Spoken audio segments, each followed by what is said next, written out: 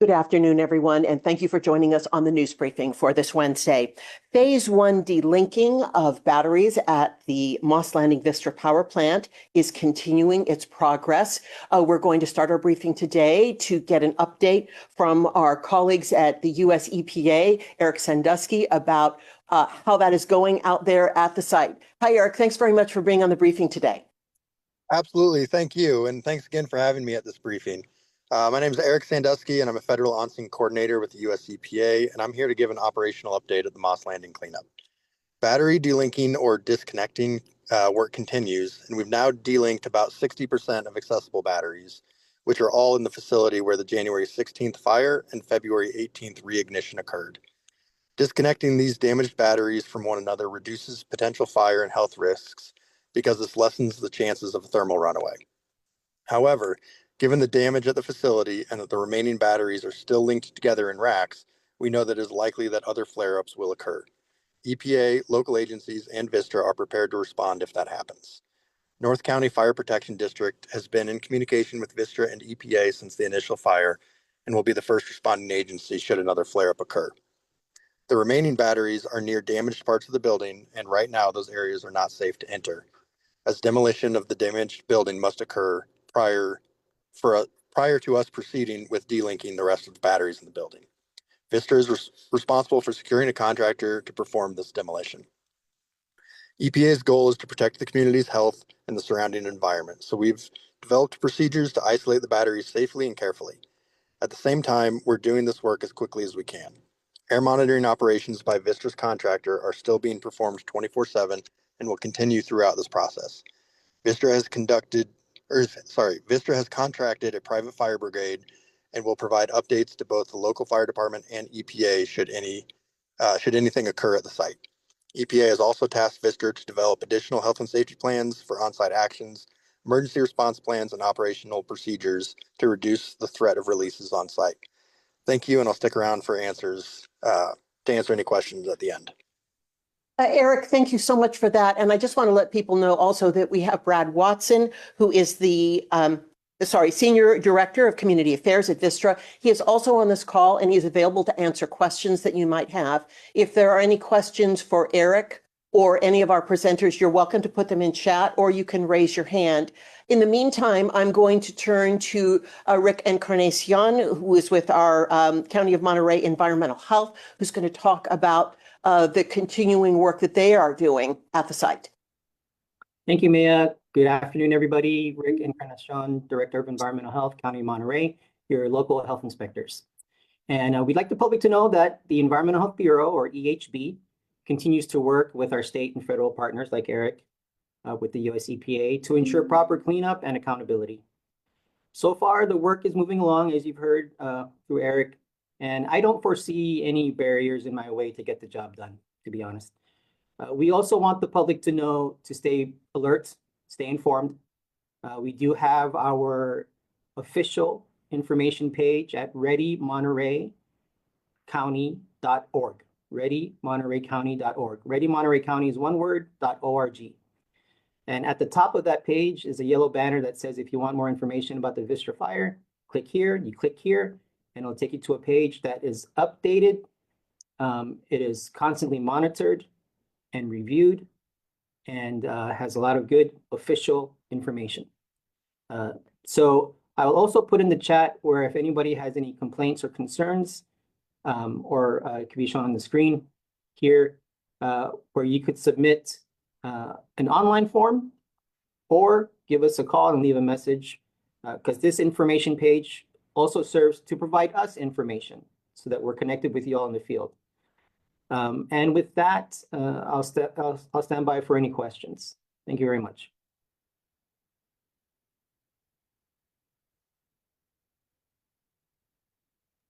Ric, did we lose you? No, I'm still here. Can you hear me? Ric, we're not hearing you. I can hear him. It sounds like we're having some technical difficulties in the Sea Cave room. May, are you able to hear? All right, Ric, thank you for that report. I did share my screen earlier that showed the The website that you're referring to, let me share it again for anybody who might have missed that. It sounds like we're having a little technical glitch No, in our no trouble. No, Oh, no, you're we're back. good. We're good, Nick. Okay, all right, I'll be quiet. Take Oh, over. no, and thank you. We just had just a momentary thing, but I always appreciate knowing you've got my back on this one. For sure.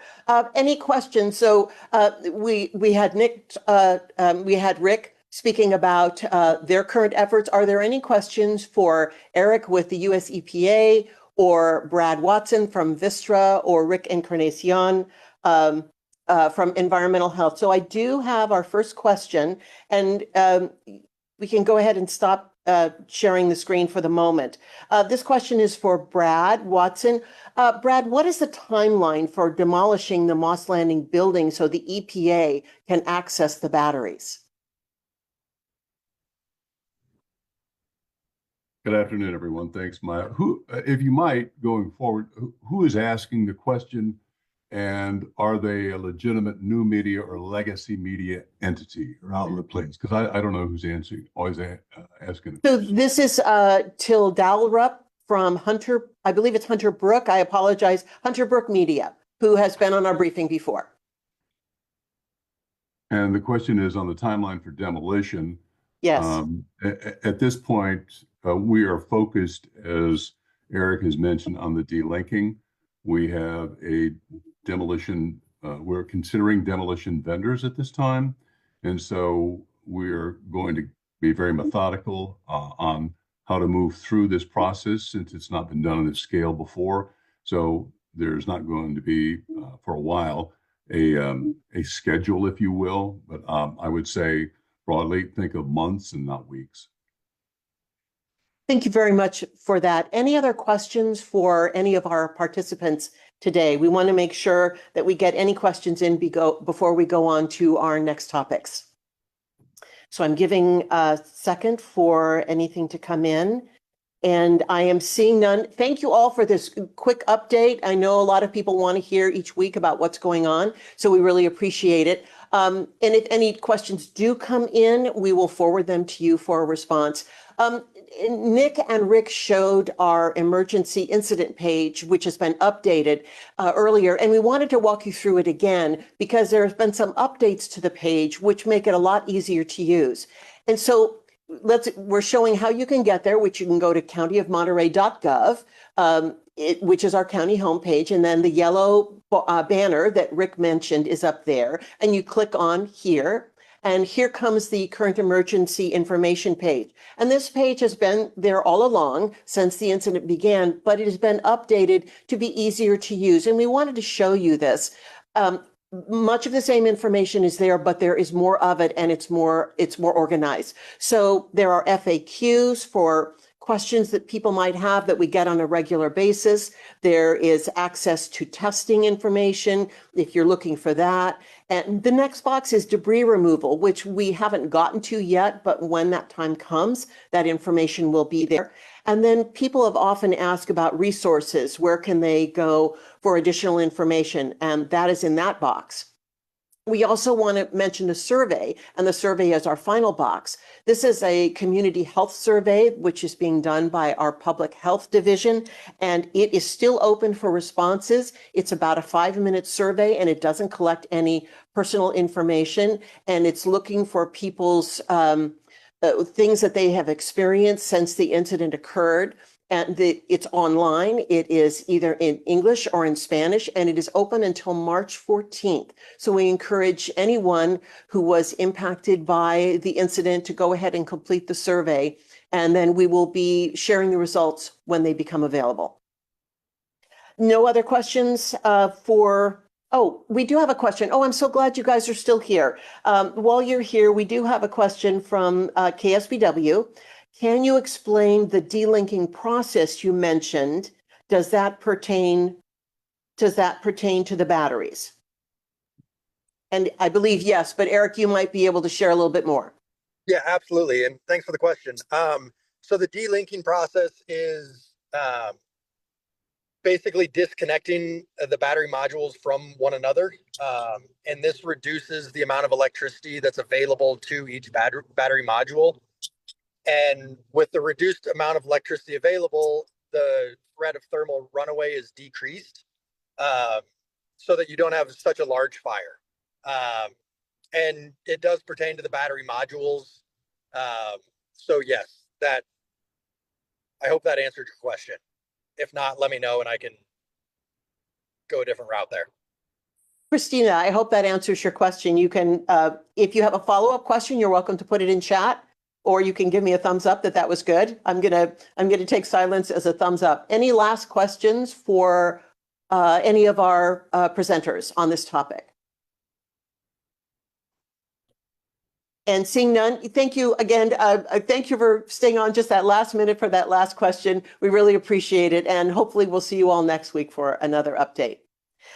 Moving on, when you pump gas or you shop or you weigh anything before you buy it, you have the staff at our Agricultural Commissioner's Office to thank for getting what you pay for. The Ag Commissioner's Office is also the sealer of weights and measures in the Monterey County, and staff there make sure that commercial devices are accurate when you use them. We're very pleased to have Tim Lewis here from the Ag Commissioner's Office to talk about the importance of weights and measures. Hi, Tim. Thanks very much for being here. Hi, thank you for having me. What a great introduction. I got a little PowerPoint presentation that I just wanted to share with everybody, so let me get that lined up and make sure I am doing it correctly.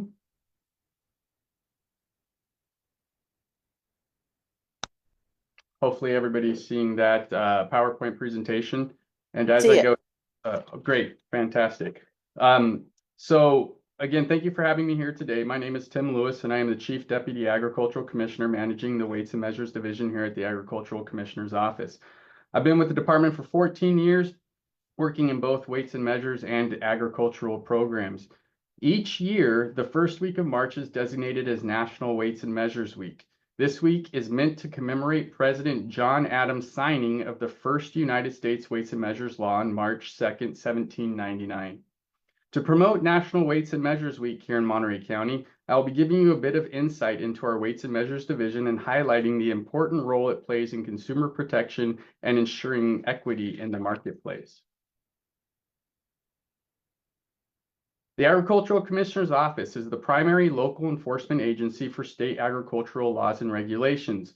All 58 counties in California have an agricultural commissioner and sealer of weights and measures office or representation. In Monterey County, it wasn't until 1982 that the Weights and Measures Division became physically housed within the Agricultural Commissioner's Office. But it retained a separate sealer of weights and measures for almost another 20 years. Then in 2001, the deputies of the Agricultural Commissioner and the sealer of weights and measures were combined into one position. Our office has 5 major divisions, as you can see on the slide, and weights and measures is one of them. The work performed by weights and measures officials touches the lives of all the residents and visitors in Monterey County and is considered to be one of the oldest efforts of consumer protection.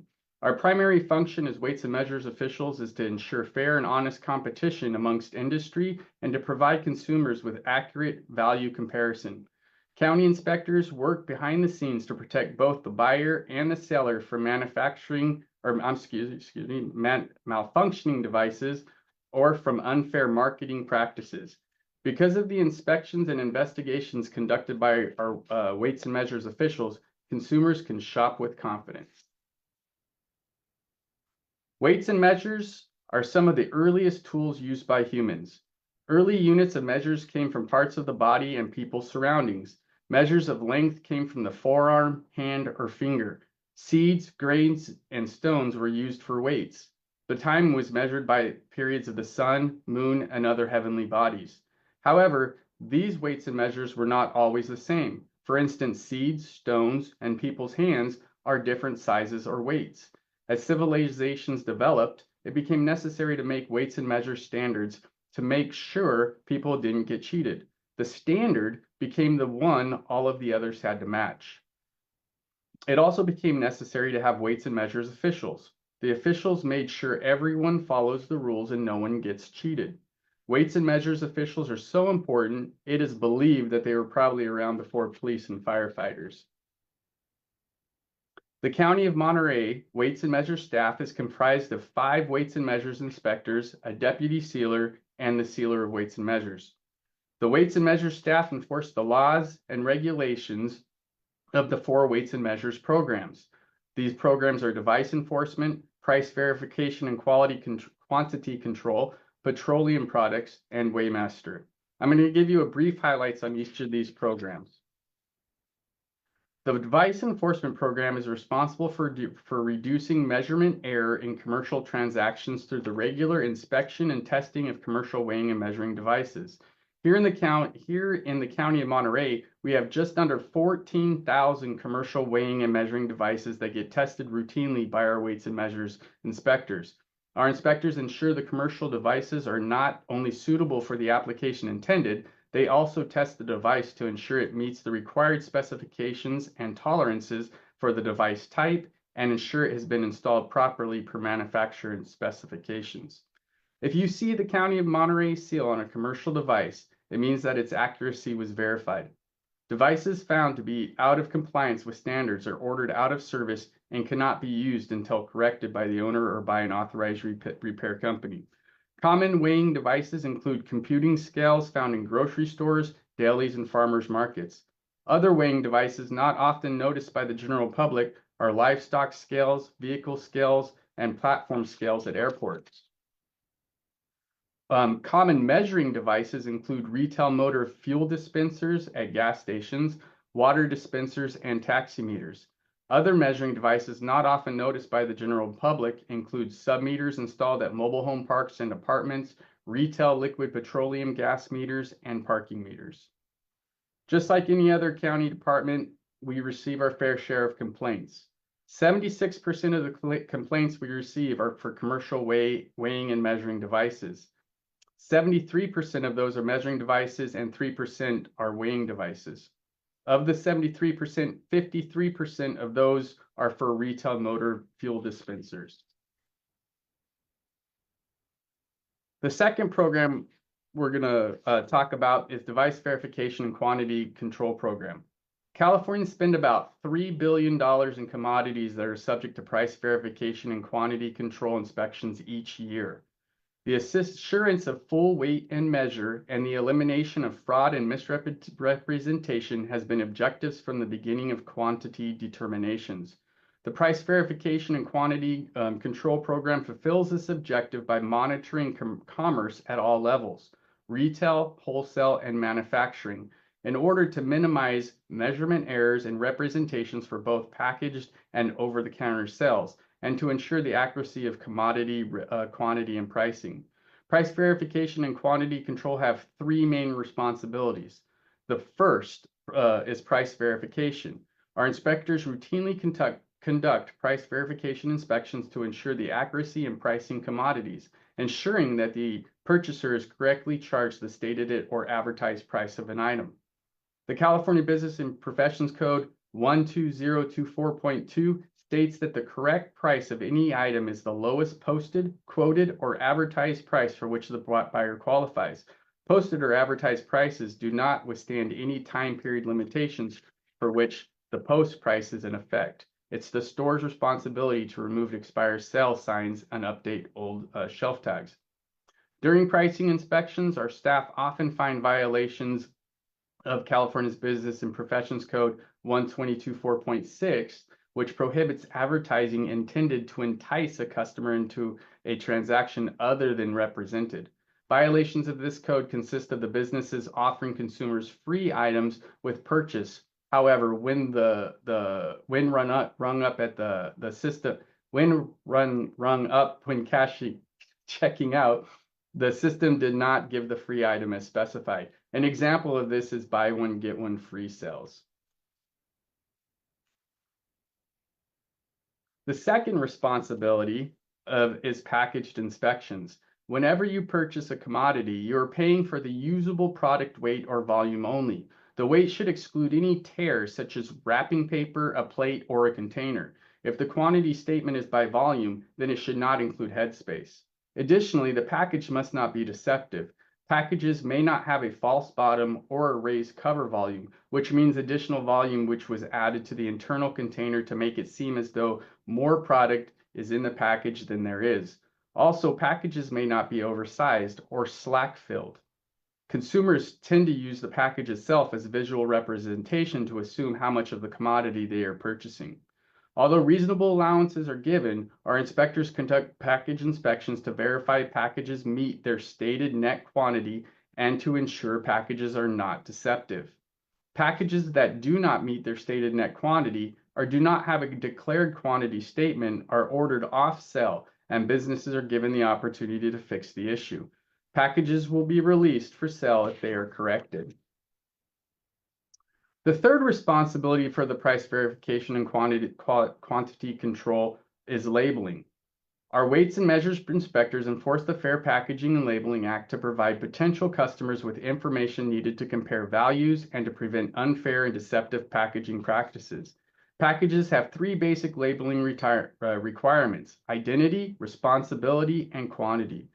Identity is the usual or common name of the commodity that must be on the package. Responsibility is the name and address of the company or individual responsible for the package and its contents. And the quantity is the net quantity of the commodity in the package. This statement must be in the lower 30% of the principal display and has size requirements that are based on the principal display of the package. Along with the complaints that we get, as I mentioned earlier, 76% was due to weighing and measuring devices. 20% of our complaints we receive are for inspections that fall under the price verification and quantity control program.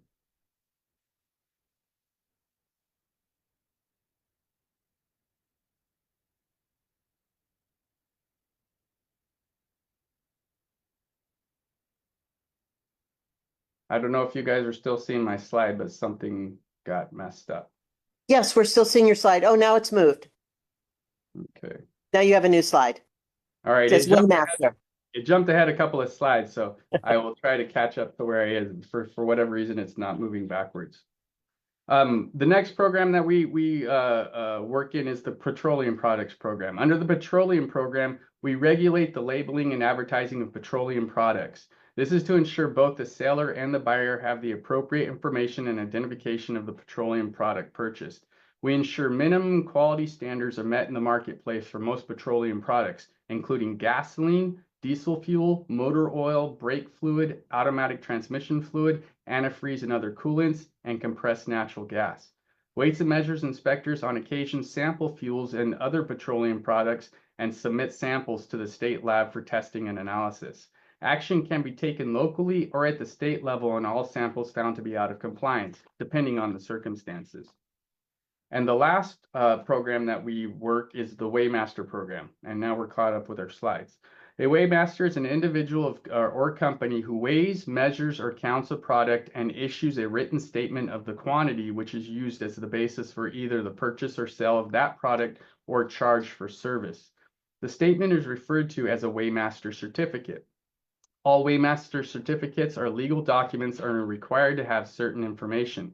This program ensures that an official weight document used in commercial transactions is used correctly by a licensed Weighmaster. Periodic inspections by our staff verify the accuracy of the weight, measure, or count stated on these documents. Businesses that are licensed as Weighmasters consist of agricultural processors, livestock feed yards, material yards that sell rock, sand, gravel, and asphalt paving materials, bulk fertilizer cells, and landscape companies that deliver goods. In California, weights and measures laws are found in the Business and Professions Code Division 5. The regulations that further explain these laws are found in the California Code of Regulations, Title 4, Division 9. All weights and measures laws are criminal in nature, and many are strict liability laws. That means that intent is not an element of the crime. The fact that the act occurred is enough to establish a violation of the law. Weights and measures violations are classified as misdemeanors unless otherwise specified in the law as infractions. Misdemeanors are punishable by up to $1,000 and or 6 months in county jail. Infractions are punishable by a fine and do not include jail time. As I stated before, each year, the first week of March is designated as National Weights and Measures Week. The National Council on Weights and Measures proclaimed the 2025 National Weights and Measures theme as Building a Lasting Legacy. It speaks to the meticulous work spanning generations that has forged a system of weights and measures upon which our modern economy relies. This theme underscores the profound impact of establishing a uniform system, not merely as a technical achievement, but as a societal cornerstone. It celebrates the quiet yet vital work of ensuring fairness, fostering confidence, and promoting open trade. It acknowledges that every calibrated scale, every measured transaction contributes to a legacy of equity, one that empowers both businesses and consumers. Building a lasting legacy also honors the human dedication behind the scenes and acknowledges the countless individuals who have contributed to the establishment and maintenance of a uniform system, ensuring fairness and trust in our economy. This theme is a reminder that behind every transaction lies a legacy of precision and integrity built for the benefit of all. I hope the next time you check out at your local grocery store or buy a gallon of gas, you will do so with confidence because now you have a bit more understanding behind the seal that has been fixed on the device by our hardworking county weights and measures staff. Thank you all for your time. And if you ever have any questions regarding county weights and measures, you feel free to call our number or send us an email. And that also as well goes for complaints. We always take complaints, and our new county seal, which we are debuting here to the public, has a QR code on it that links to our weights and measures page where a complaint can be filed electronically. Thank you all again. Tim, thanks so much for walking us through this, and really a very quick but thorough overview of this. And you can go ahead and stop sharing your screen now. So really, for people who don't know, once you go to the gas station and you see that seal, you won't be able to not see it again. Because once you're sensitized, that it's nice to know somebody is there, watching out for the consumer. And really, your staff is really an unsung consumer hero for people, because with gas over $5 a gallon, for instance, you really want to make sure you get what you pay for. Let me ask you this.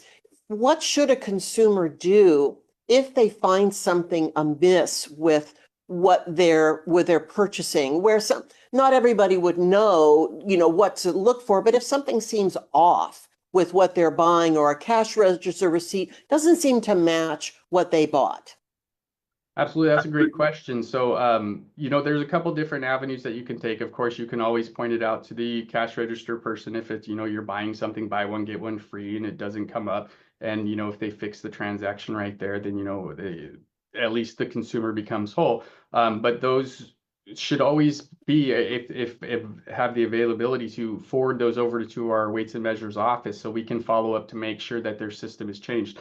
A lot of times when you have a buy one, get one free sale, it's all about an update inside of the point of sale system. And if that point of sales, they might fix it for the one person that's there, but what we need to do is to follow up to make sure that the system is inputted to accurately reflect for all the other people that are going to be buying it.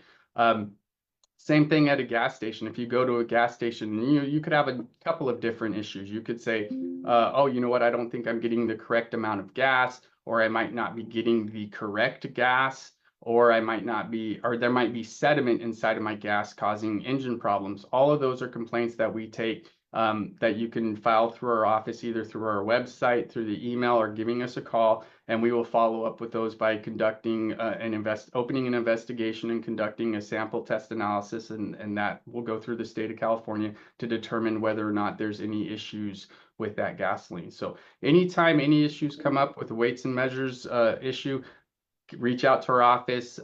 If there's something with a point of sale system, please provide the receipt so we can see on there what the issue was, so we have proof of that, so we know what we need to go and look for. If it's a gasoline dispensary station, make sure that address and the grade and the date and the time that the purchase was made is the information that we would need to follow up on those.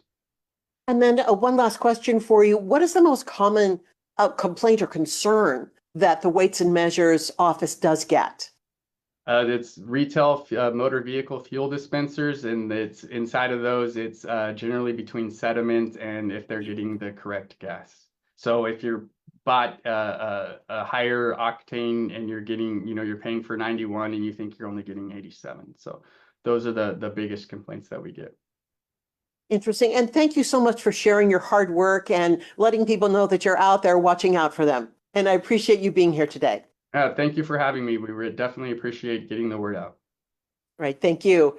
And now for our final but last but not least topic, there is still a lot of work being done and to be done to close the digital divide. The California Emerging Technology Fund is working with the County of Monterey to fine-tune outreach to residents who may not know that they qualify for affordable internet services. We're very pleased to have Marissa Canche here with the CETF, and she is going to share more about who is eligible and how we can share that information. Hi, Marissa. Hi there. Thank you so much.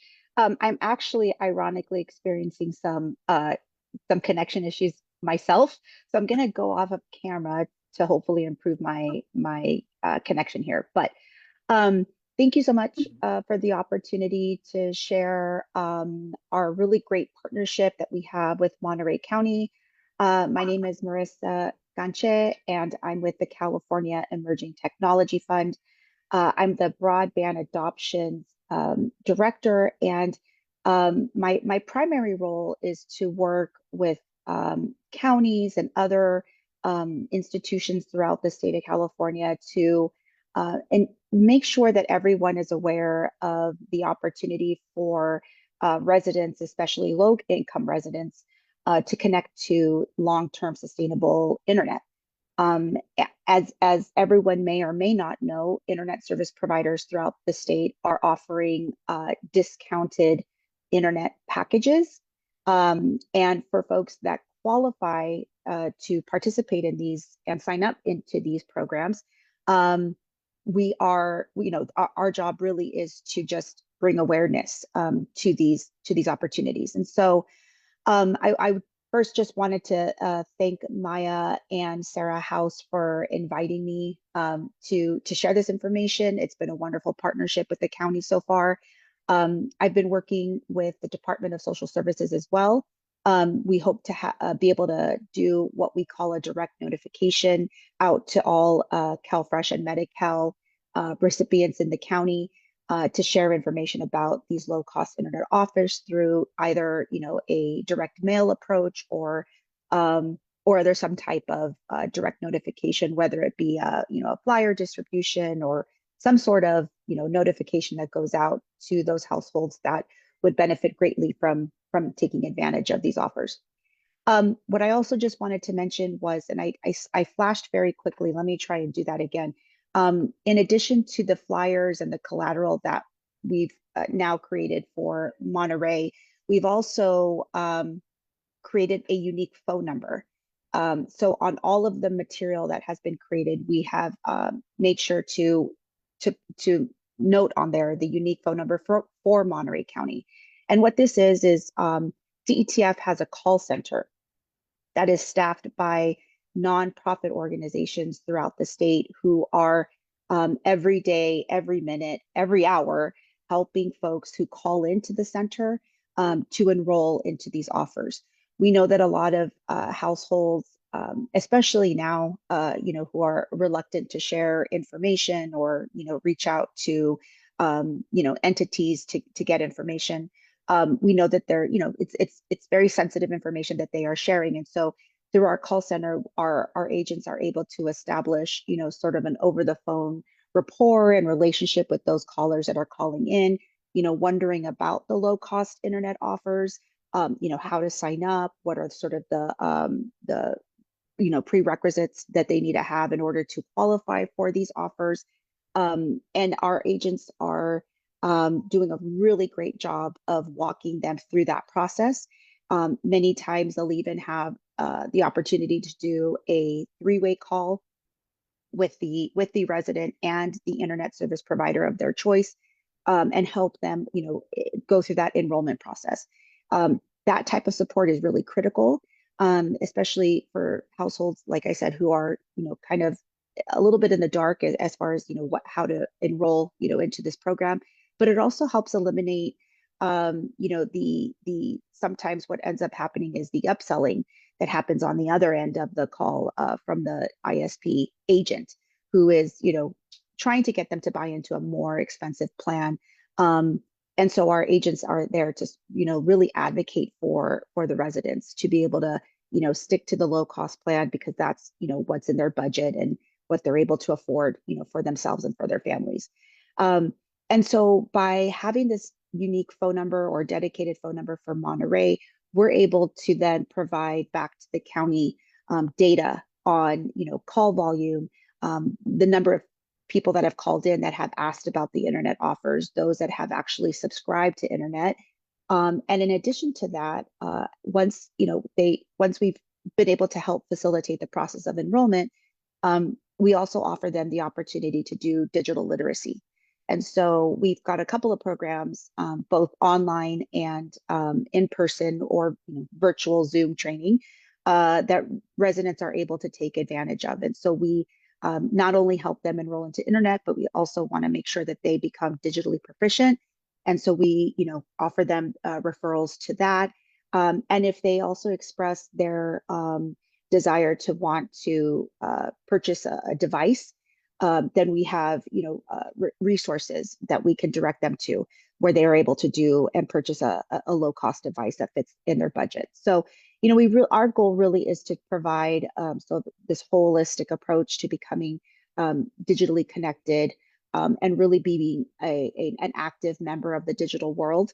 And we think by, this sort of three-prong approach, connection, device, and literacy, we really feel that that's tackling the digital divide as a whole. And so I just wanted to, thank again the opportunity to be here. This has been and always will be our mission to bridge the digital divide. California is doing a great job at sort of closing that gap. However, there are, several millions of Californians who are still unconnected.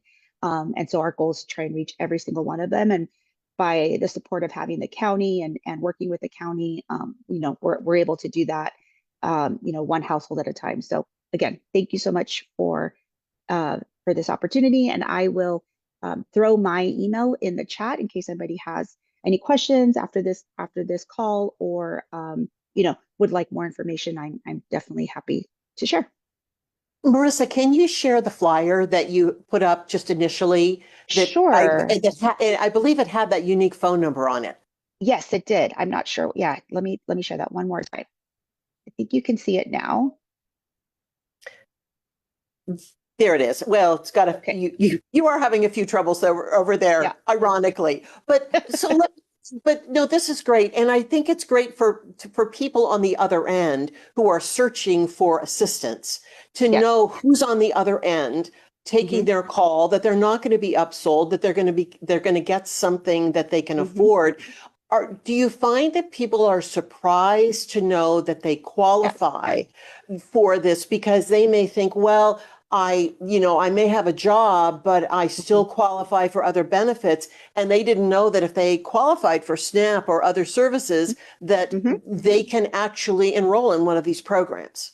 Yeah, absolutely. One of the primary programs that is probably the most popular program that makes them eligible for low cost offers is Medi-Cal, CalFresh, and free and reduced lunch for students who attend K through 12. So if a child in the household is on the free and reduced lunch program, then that household qualifies for a low cost offer. And so all the parent would have to do is, simply be able to show proof of eligibility that the child is receiving free and reduced lunch, and then, enroll into a low cost offer, obviously under the adult's name and account and all that. But, they're able to use their child's information for eligibility. So yeah, I definitely think there is a level of they are a little surprised to hear and find out that they do qualify. And that's why it's so important for us CETF to work with institutions like school districts, because I think, by having the school district share that information with parents, it really is coming from a trusted source and a trusted messenger. And so the family and the household are more, less reluctant to, pick up the phone and call into the call center and get more information. So we really do appreciate, the opportunities and the partnerships we've been able to develop with counties, school districts, health organizations, and most recently we actually had the California Department of Social Services, and soon the California Department of Healthcare Services. They've completed their own direct notification to their members throughout the state about these offers. And so by having, this information shared from multiple sources, from the state level to the county level to the school district level, it really does generate, sort of this trust with households to be able to say, okay, I'm confident that this information is reliable, and that I'm able to call this number and get the help I need, and my information is going to be safe and private, and that sort of thing. So yeah, all of that really does make a huge difference. In relation to something that you mentioned, you said millions of people still are unconnected. So this question came in: how do we then reach these? If there are millions of people, how do we reach these communities who seem to be hard to reach? That's right. Oh, that is the million-dollar question that we are all trying to tackle, and we're all trying to resolve, is how do we reach those hard to reach households? Because they are the households that are unconnected. They're not, so if someone, let's say a county were to send an email, it really wouldn't reach that particular household because they're unconnected, right? So that's kind of where it's kind of what I just outlined right now, is by having multiple organizations do outreach. Once the household sees it from different organizations, different methods of notification, whether it be something in the mail or something that comes in through an email or something, or a text message that reaches their phone, or a flyer that they've seen in the lobby at their child's school or healthcare location. All of those different types of advertising, I guess is the best way to put it, really does sort of build this layer of one, awareness, and then two, coming from all of these trusted messengers, this level of willingness to at least learn about these affordable offers, and hopefully call the call center and get the help that they need to enroll. And this reminds me of maybe it was a year, maybe it was 2 years ago, we were doing this Internet for All outreach through libraries. And we had people coming to the libraries because they had no way to enroll at home because they didn't have any devices. But they came to a library, which was familiar to them, a place where their kids would come to do their homework or get tutoring, or they would come for books or audiobooks. And our library staff was helping them enroll into these programs. And that goes to an illustration of your trusted messenger theme.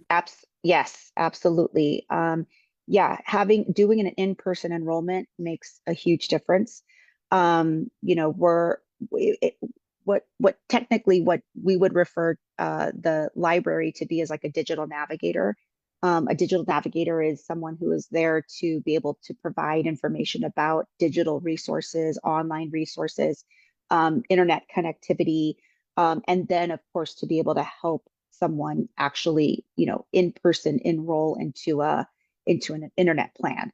And so, when we have partners like that are doing that type of work, it is a game changer when it comes to, the community and the household being able to finally, find a reliable source to help them, and two, a long-term sustainable solution to having internet in their home.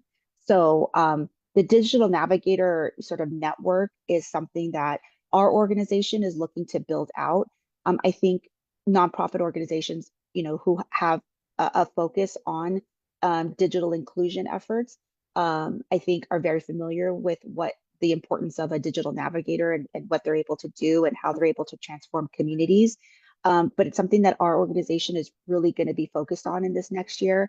We received several grants from the state where we're going to be able to do that type of expansion and work. And we're really looking forward to that because we hope that that kind of activity or that kind of service is integrated into a lot of different organizations like the library, like schools, where parents and households know where to go to get that kind of information. If it's not over the phone, they can do something like that in person. So yeah, that's definitely another exciting opportunity CETF is really looking forward to doing this next year. Thank you so much, Marissa, for walking us through this and sharing this information. And we're going to share that Monterey County unique number as far and wide as we can. Thank and you we look so forward, much. And hopefully we'll have you back for some good data I hope a so year from too. now. Absolutely. And like I said, I'm going to throw my email in the chat in case anybody would like to connect directly. Thank you. Please do Thank so. you. And thanks everyone for joining us on the news briefing this week. Our next briefing is next week, and we'll see you then.